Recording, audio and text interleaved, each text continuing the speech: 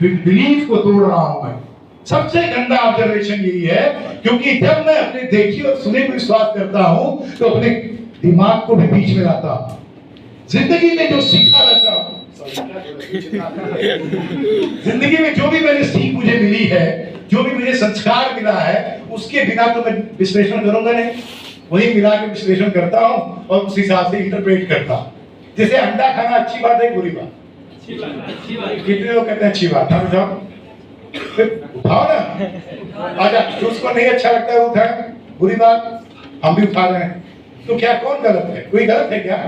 दोनों सही है। ये संस्कार की बात है, आप समझ गए? इसीलिए सब्जेक्टिव ऑब्जर्वेशन कि भाई वो ऐसे नहीं रहता तो गलत है, तेरा गलत उसका सही हो सकता है। तो सब्जेक्टिव ऑब्जर्वेशन नहीं करना है। दूसरा क्या है? मैं घुसा था यहाँ, किसी ने मेरे को ध्यान दिया था? चले दिया होगा, सबने दिया, कोई घुसा। जनरल सी बात है, लेकिन मैं जाऊंगा तो लगभग सब मुझे जान ऐसा है। ठीक है, तो ऑब्जेक्टिव ऑब्जर्वेशन क्यों होगा? ऑब्जेक्टिव ऑब्जर्वेशन का कोई सत्य है, कितनों को सही लग रहा है। भाई कोई बढ़िया लेक्चर हुआ, उसके बाद क्लासरूम से पूछा गया कि ये कैसा हुआ, उन्होंने कुछ बताया? तो 60% लड़के बोलते नहीं सर ने कुछ बताया जिससे मुझे जिंदगी में फायदा हो। क्या हो? ये वाला? अच्छा, उसे दूर रहते हैं। ठीक है, तो वो हो गया कि सर ने कुछ किया। अगर 70% का है झूठा पक्का करके चले, बेकार हुआ। तो ऑब्जेक्टिव ऑब्जर्वेशन बेहतर है क्योंकि पीपुल्स पार्टिसिपेशन। लेकिन अगर ये बेहतर होता तो डेमोक्रेसी बहुत बेहतर होती। लेकिन मैं क्या देखता हूं, मुझे मायावती जी सुंदर लगती हैं, कभी मुलायम सिंह गबरू जवान लगते हैं, और कभी हम योगी के फैन हो जाते हैं। तो इसका मतलब डेमोक्रेसी भी बेस्ट तो नहीं है। Objective observation is not the best one, it is better than the subjective. ठीक है, सब्जेक्टिव ऑब्जर्वेशन का एक एग्जांपल मुझे याद आता है। कोई पूछे फलाना पिक्चर देखी, कैसी लगी? तो देखी होगी तो बताओगे, और सो जाओगे तो। एक शराबी पिक्चर आई थी, नाम सुने थे? तो सुने भी नहीं होंगे, अमिताभ बच्चन की। मैं बीटेक में पढ़ता था, इलेक्शन लड़ रहा था, रात भर कैंपेनिंग करता था, तो दिन में चलो भाई पिक्चर देखते हैं। पिक्चर में सो गए। अचानक बड़ी जोर से चिल्ला रहे मीना ओ मीना, तो मेरी नींद खुल रही है। आप समझ रहे हैं? तो सब्जेक्टिव ऑब्जर्वेशन से गड़बड़ है। आप थके हुए हैं, कोई बहुत बढ़िया लेक्चर दे रहा है, बहुत बढ़िया प्रोग्राम हो रहा है, लेकिन इतने थके हैं, नींद आ रही, तो क्या सुनेंगे? तो कोई पूछे भैया बताओ कैसा लगा, तब तो उस कलाकार की हत्या कर देंगे आप, सुने नहीं आप। ठीक, तो ऑब्जेक्टिव बेहतर है। बेस्ट क्या है? साइंटिफिक। और देखिए क्या लक है हमारा, आज मैं साइंटिफिक ऑब्जर्वेशन की बात कर रहा हूं। कल ही रात को शरद पांडुरंग काले ने मुझे टेक्स्ट किया, मिश्रा जी मैं बनारस में हूं, मिल सकता हूं क्या? मेरी 30 साल पुरानी कहानी याद आ गई। मैं और काले ज्यादातर प्राइमरी स्कूल में जाते थे। काले साहब आज भाभा इकोनॉमिक रिसर्च सेंटर में एग्रीकल्चरल बायोटेक्नोलॉजिस्ट हैं, यूएस की कई यूनिवर्सिटीज में विजिटिंग प्रोफेसर हैं। वो हम दोनों साथ जाते तो क्या पढ़ाते थे? हाउ टू ऑब्जर्व साइंटिफिकली, वैज्ञानिक विश्लेषण कैसे करें। तो जब आप वैज्ञानिक विश्लेषण करना सीख जाएंगे तभी आप अच्छे ऑब्जर्वर माने जाएंगे। कैसे करें? ओनियन लेयर मॉडल जानते हैं? प्याज को छीलते जाइए तो अंत में गांठ आती है। तुम्हें कोई भी मैथमेटिक्स का प्रॉब्लम मिल गया और तुम कहते हो यार इस बड़ा कठिन है, सॉल्व नहीं हो रहा है, कोई पूछे क्या कठिन है, तुम नहीं बता पाते हो क्योंकि तुमने उस ढंग से एनालिसिस नहीं किया। तो हम पढ़ाने गए थे, क्लास 5 तक के बच्चे थे, हाउ टू ऑब्जर्व साइंटिफिकली। एक स्टोरी है, काले साहब का लेक्चर, नहीं सॉरी, पहले मेरा लेक्चर था, मैंने बढ़िया लेक्चर दिया, बच्चों को बड़ा आनंद आया। फिर हम क्या करते थे, हम 1.5 घंटा बोलेंगे तो बच्चों को कुछ खिलाने पिलाएंगे। तो कुछ फल फूल दिया, उन्होंने खाया और छिलका गुदा उठा के क्लासरूम के कोने में फेंक दिया। फिर मैं सबसे पीछे बैठ गया, एक 8 साल की बिटिया थी उसके बगल में। काले साहब का लेक्चर शुरू हुआ और काले साहब इतना बढ़िया बोलते हैं क्या बताऊं, आनंद। निसर्गुना प्लांट बायोगैस का पहला पेटेंटेड प्लांट इंडिया को उन्होंने दिया। काले साहब का लेक्चर चल रहा है, सब बच्चे रात अटेंशन में सुने जा रहे हैं। अचानक वो लड़की, मैं देखता हूं उनका नहीं सुन रही, उस कोने में जो कूड़ा फेंका उसको ध्यान से देख रही है। तो मैंने उससे पूछा बेटा क्या देख रही हो, व्हाट आर यू ऑब्जर्विंग? लड़की डर गई, सामने देखने लगी, इतना बड़ा टीचर। IIT से BTech, MTech, PhD, बड़ा विद्वान। मैं भी समझता था कि मैं बड़ा विद्वान हो गया एक जमाने में। आज पिता बताता है मुझे कुछ नहीं आता। ये दुनिया इतनी चेंज है, आप समझिए। फिर क्या हुआ, दोबारा जब मैंने टोका तो उसने फिर सामने देखा। आइए सर, आइए आइए आइए बेटा।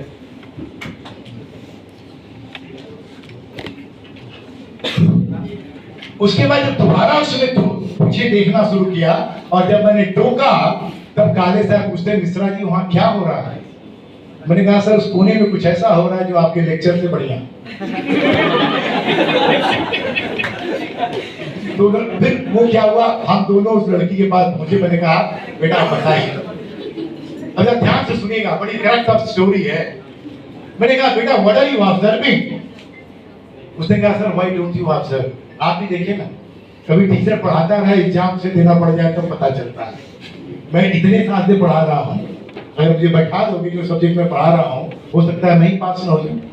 पेपर अगर आप बना दो तो ये एग्जामिनेशन सिस्टम फुल प्रूफ तो है नहीं। तो मैं डर गया, लेकिन मैंने कहा चलो ताकत से इतना पढ़े हैं IT से, कुछ तो बुद्धि होगी। और हम लोगों ने पूरी ताकत से देखा। क्या देखा?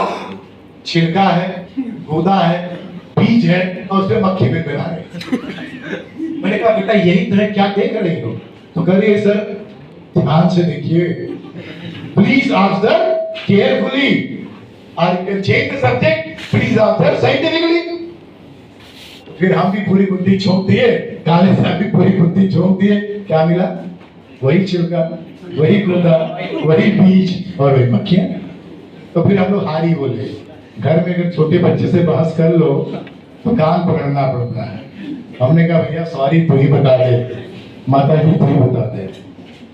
और उस लड़की ने कहा सर हर छिलके पे, हर गूदे पे, हर बीज पे मक्खी है, लेकिन उसने कहा बट सीताफल, शरीफा, कस्टर्ड एप्पल, शुगर एप्पल, शरीफा खाए?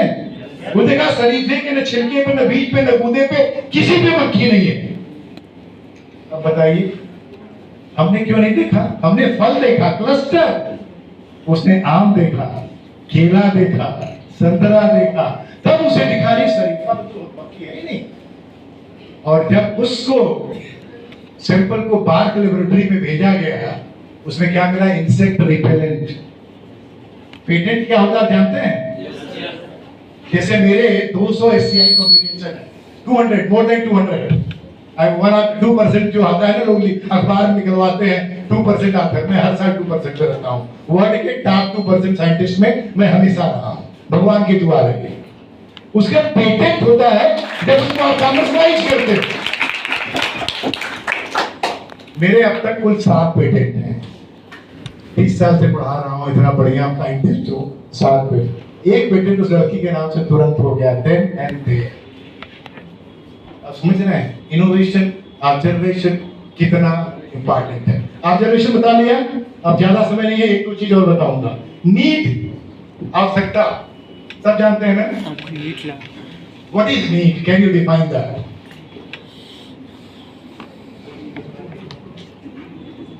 नीड किसे कहते हैं बताइए? आवश्यकता या नीड की परिभाषा उसी के लिए हम लोग कहते हैं पेट न होता तो भेंट न होता, है ना? आप यहाँ क्यों पढ़ने आए हैं? कि पढ़ेंगे, पैसा कमाएंगे, आप भी सुखी होंगे, मम्मी पापा को भी सुखी करेंगे, यही करेंगे ना? क्या आवश्यकता है? तो उसकी परिभाषा कभी सोचा है? क्योंकि 3 इडियट में बोला ना परिभाषा बड़ी विचित्र चीज होती है। भैया सुपरस्टार भी सब हमारे ये पता है कि नहीं? शाहरुख खान, सलमान खान और आमिर खान। फिर हमारे साथ थोड़े सुपरस्टार भी बने, तुम लोग उनको भी रिप्लेस नहीं करें। यही तो प्रॉब्लम है। अब बताइए मैं क्या क्वेश्चन पूछा था? नीड की डिफिनेशन कोई बताएगा आप में से? कोई तो कोशिश करो। सर आप बताइए।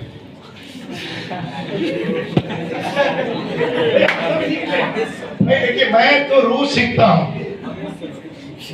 नीड की परिभाषा में बताऊं? ध्यान से नोट करना। The state of disequilibrium is need. The state of disequilibrium is need. Hindi में कहें तो असंतुलन की अवस्था को आवश्यकता कहते हैं। जब भी आप असंतुलित होंगे, आपको कुछ चाहिए संतुलित होने के लिए। खाना क्यों चाहिए? भूख लगी है, भूख लगी तो टेंशन, अब कुछ अच्छा नहीं लगेगा जब तक खाना ना मिलेगा। तो खाना मिल गया तो संतुलित। आप फला रेस्टोरेंट में गए और सोचे आज तो यहाँ पर बढ़िया खाना मिलेगा, हमारे लिए बढ़िया नहीं मिला तो थोड़ी अधूरी इच्छा रहेगी, क्योंकि हम एंटीसिपेट करने लगे हैं। पोटेंशियल सेटिस्फेक्शन को भी हम एंटीसिपेट करते हैं। कौन सा कंसर्ट सुनेंगे तो कितना मजा आएगा।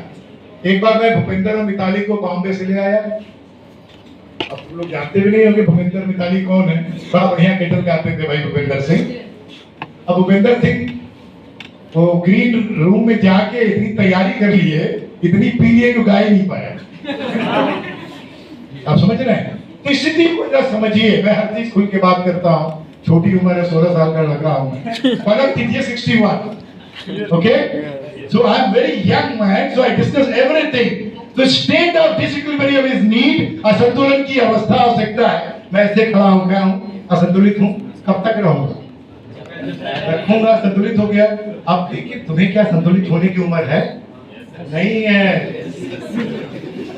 मैं अगर संतुलित हो जाऊं इस समय तो ठीक है। चना चमेना गंगजल जो पूर्वय करतार, काशी का भवन छोड़िए विश्वनाथ दरबार, ये कहते हैं ना।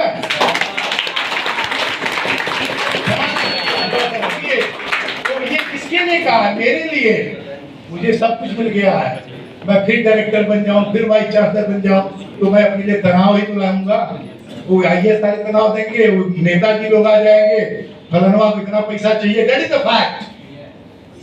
तो बेटर है मैं जैसे आनंद ले रहा हूँ, तुमसे बात कर रहा हूँ मस्त होके। नहीं पता है ना सुबह उस मीटिंग में जाना है। अब मैं अपने शर्तों पे काम करता हूँ, जहाँ मुझे मजा होता है मैं काम करता हूँ। तो चना चमेना मेरे लिए है।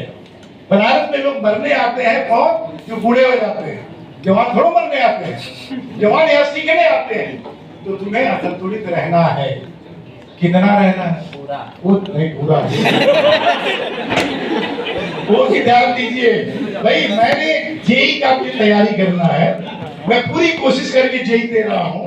आपको अच्छा अगर कोई कहते हैं, हम लोग इन्वायरमेंट करते थे तो लोग पगला जाते थे, जेई देते थे। एस्पिरेशंस मेरे सही हैं, आपको अच्छा करना है। मैं पूरी तैयारी करूंगा, जेई क्रैक करूंगा या नीट क्रैक करूंगा, व्हाटएवर। इसी रीजन से पहली बार नहीं हुआ। Reassess, find out what was the problem, क्या कमी रह गई, उसको पूरा करो और छोड़ दो। नहीं तो दो चीज होता है, सब्स्टिट्यूशन रिस्पांस और रिडक्शन रिस्पांस। जब गोल बहुत कठिन हो जाए तो अपने गोल को थोड़ा नीचे करो या सब्स्टिट्यूट कर दो। केवल इंजीनियर ही तो देश नहीं चलाते ना, मैनेजर भी चलाते हैं, डॉक्टर भी चलाते हैं। या इंजीनियर केवल आईआईटी वाले ही चलाते हैं क्या? एनआईटी वाले भी चलाते हैं, गवर्नमेंट इंजीनियरिंग कॉलेज वाले भी चलाते हैं। मेरी बात समझे?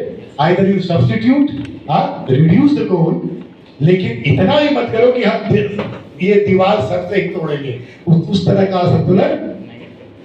ठीक है, दो चीज हो गया। अब छोड़ते हैं आज के लिए। जैसे बताइए आप लोग, खत्म? State of disequilibrium. लास्ट। अब हम क्या करते हैं? ज्ञान की शाला खत्म हुई।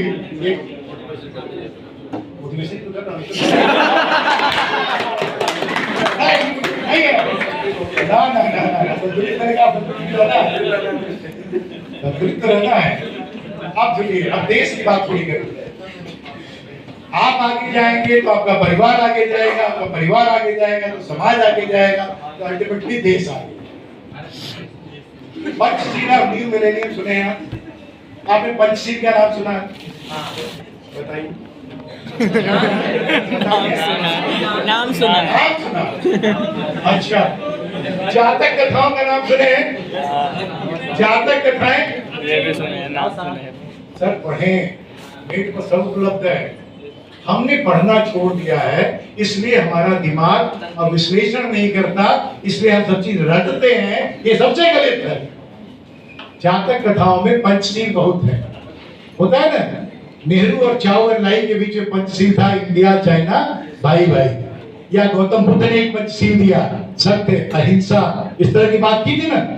वैसे ही हम 21वीं सदी के पंचशील की बात करके अपनी बात खत्म करेंगे। 21वीं सदी का पंचशील दिया था प्रोफेसर आर.ए. माशेलकर, नाम सुना? अटल बिहारी वाजपेयी जब प्राइम मिनिस्टर थे तो उनके साइंटिफिक एडवाइजर थे माशेलकर साहब, CSIR के DG थे।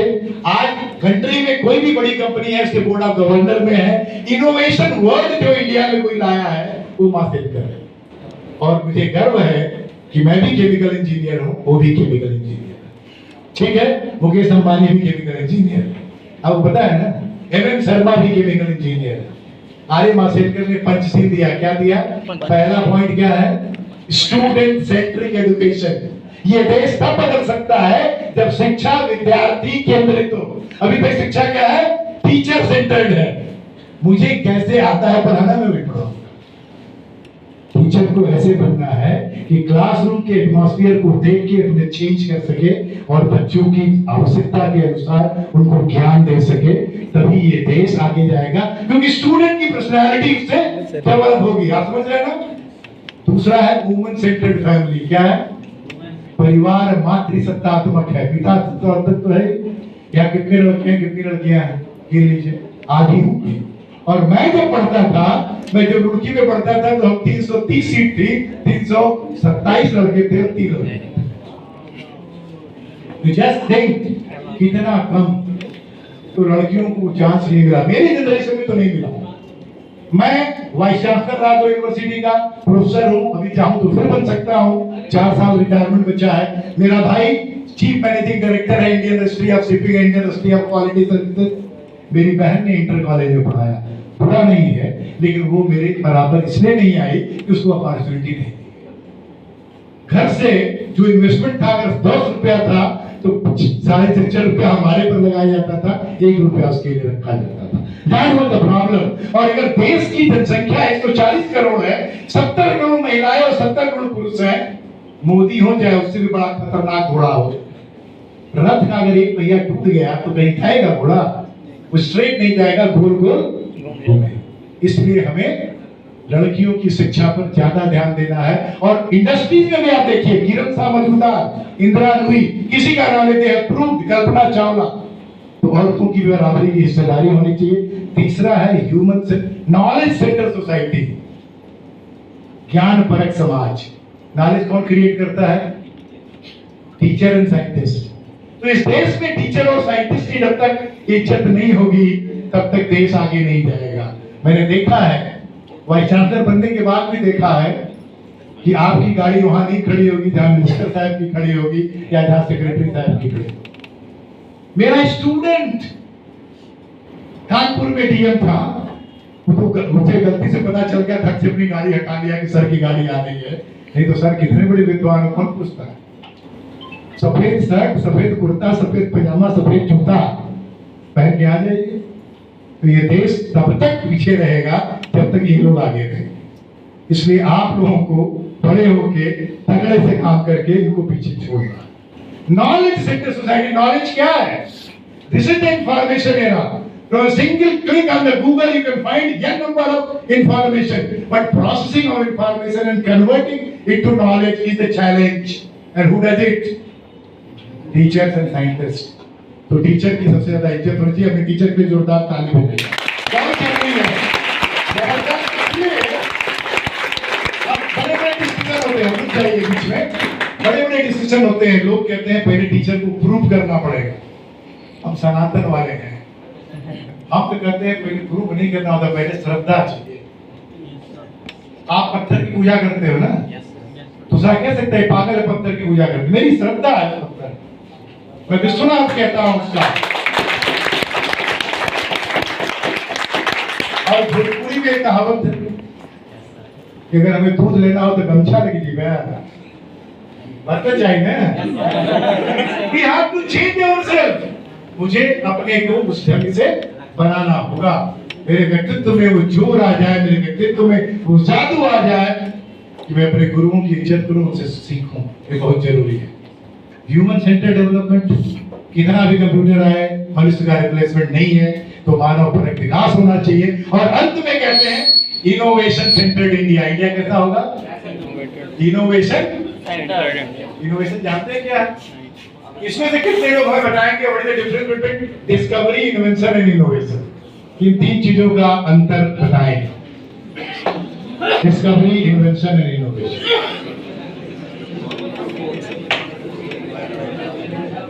जेम्स वाट की कहानी पता है? जेम्स वाट 1746 घर पे बैठे चाय बना रहे हैं और केतली में जब पानी खोलने लगा तो ढक्कन ऊपर नीचे होने लगी, तो पता चला स्टीम इज हैविंग पावर। ये पहले भी पता था, उस दिन प्रूव हुआ। तो डिस्कवरी क्या है? Any natural phenomena observed and finalised by human being, that is discovery. और जब उसका रेल इंजन बन गया, स्टीम इंजन, कोयला झोंक के स्टीम बनाया, स्टीम से गाड़ी चली, दैट इज इन्वेंशन। और फिर बाद में हमने डीजल इंजन बनाए, इलेक्ट्रिक इंजन बनाए, उसकी एफिशिएंसी बढ़े तो उसके सिलेंडर पिस्टन पे क्रोम पॉलिश की, निकल पॉलिश की, इधर इनोवेशन। और दूसरे तरीके से when I commercialize any invention, that is innovation. So thank you very much, thanks a lot, फिर कभी मिलते हैं, नमस्कार।